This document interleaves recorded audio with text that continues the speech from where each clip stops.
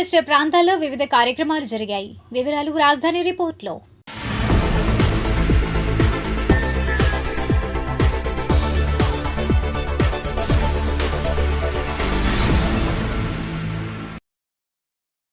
జాతీయ బాలికా దినోత్సవం సందర్భంగా అంగన్వాడీ సూపర్వైజర్ అధ్యక్షతన తొల్లూరు జిల్లా పరిషత్ హైస్కూల్లో బాలికా దినోత్సవం జరిగింది. ఈ కార్యక్రమంలో బాలికలు తెలుసుకోవాల్సిన వివిధ అంశాలను అంగన్వాడీ సూపర్వైజర్ షేక్ మున్ని వివరించారు. ఇంకా ఈ కార్యక్రమంలో హైస్కూల్ హెచ్ఎం శ్రీనివాసరావు, టీచర్లు, అంగన్వాడీ కార్యకర్తలు పాల్గొన్నారు. అని మన ఎందుకు జరుపుకుంటున్నాం అనేది మన ప్రధానోపాధ్యాయులు వారు చక్కగా వివరించారు. ముఖ్యంగా ఆడపిల్లలు బతకనిద్దాం, ఆడపిల్లల్ని పుట్టనిద్దాం, చదవనిద్దాం, ఎదగనిద్దాం. ఈ 4 కూడా జరిగితే మన రాష్ట్రం కానివ్వండి, దేశం కానివ్వండి సస్యశ్యామలంగా ఉంటుందని ప్రభుత్వ ఉద్దేశం. ఫస్ట్ ఆడపిల్ల అనే వాళ్ళందరినీ కూడా పుట్టనివ్వాలి.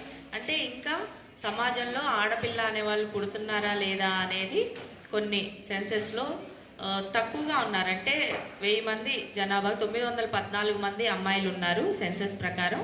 ఎందుకని అలా జరుగుతుంది అంటే 1000 మందికి 1000 మంది అమ్మాయిలు అబ్బాయిలు సమానంగా ఉండాలి రేషియో అనేది సమానంగా లేకుండా ఇంకా ఆడపిల్లలు తక్కువగా ఉన్నారు అంటే ఇది నిర్మూలించడానికి ప్రభుత్వం పీసీపీఎన్డిటీ యాక్ట్ అనేది తీసుకొచ్చింది గతంలోనే. పీసీపీఎన్డిటీ యాక్ట్ ప్రకారం లింగ నిర్ధారణ అనేది చట్టరీత్యా నేరం అన్నమాట. అంటే ప్రతి ఆడపిల్ల కూడా అమ్మ కడుపులో ఉన్నప్పుడు అమ్మాయా అబ్బాయా అనేది తెలుసుకోవటం చట్ట ప్రకారం నేరం అన్నమాట. అంటే అందరూ కూడా పుట్టాలి, ఈ అందరినీ కూడా ఆడపిల్లలను పుట్టనివ్వాలి అనే కారణంగానే ఈ పీసీపీఎన్డిటీ యాక్ట్ తీసుకొచ్చింది. అందుకని ప్రతి ఒక్కళ్ళు కూడా ఎవ్వరు కూడా టెస్ట్లు అనేవి చేయించుకోకూడదు. ప్రెగ్నెంట్గా ఉన్నప్పుడు లింగ నిర్ధారణ అనేది చేయించుకోకూడదు అనమాట.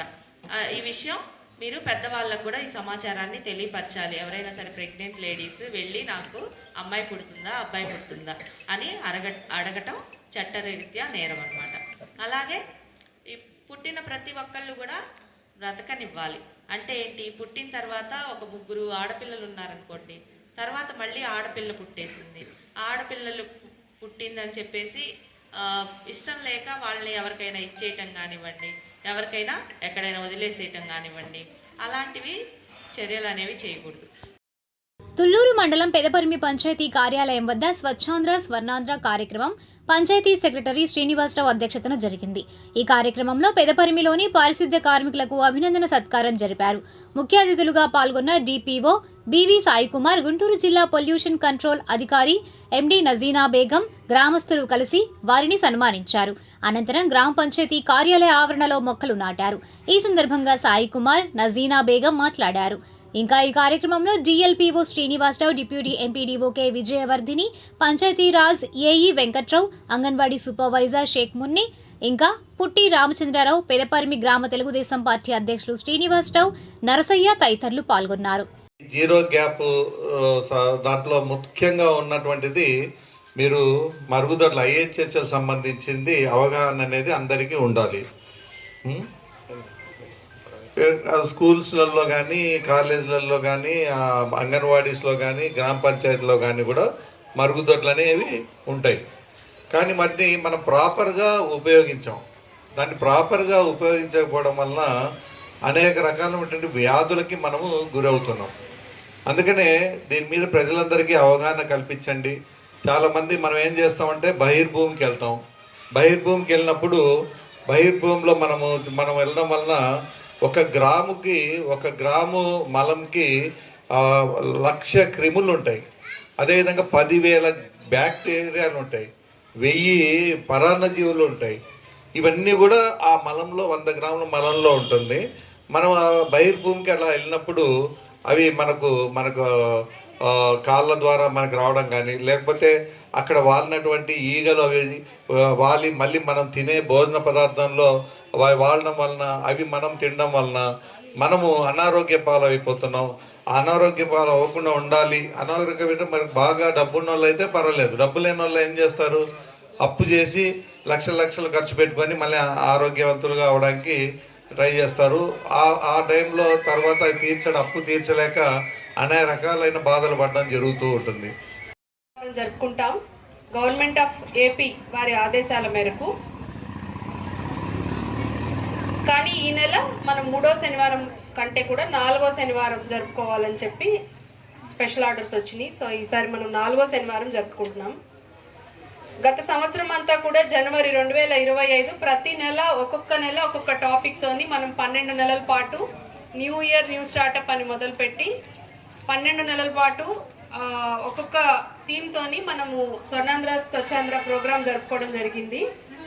అలాగే 2026 జనవరి ఇవాళ జీరో గ్యాప్ శానిటేషన్ ఆంధ్ర అనే పేరుతో ఈ నెల ఇప్పుడు ఈ ప్రోగ్రామ్ చేస్తున్నాము.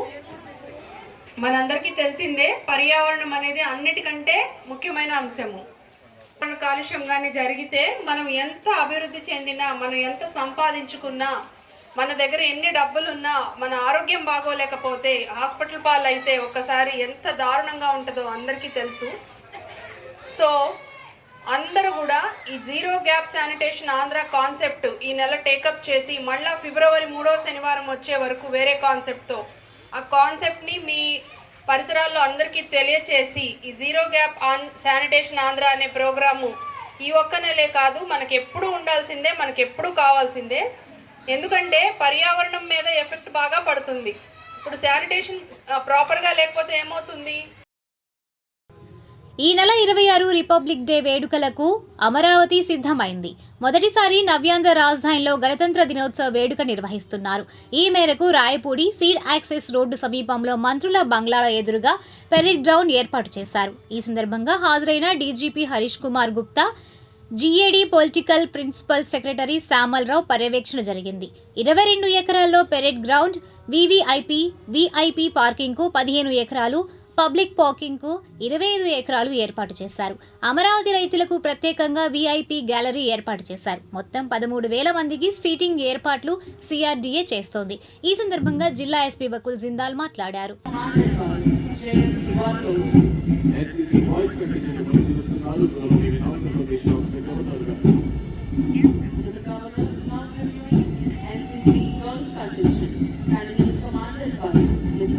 ఈ సంవత్సరం గవర్నమెంట్ ఆఫ్ ఆంధ్రప్రదేశ్ అమరావతిలో first time republic day celebration చేయబోతూ ఉంది.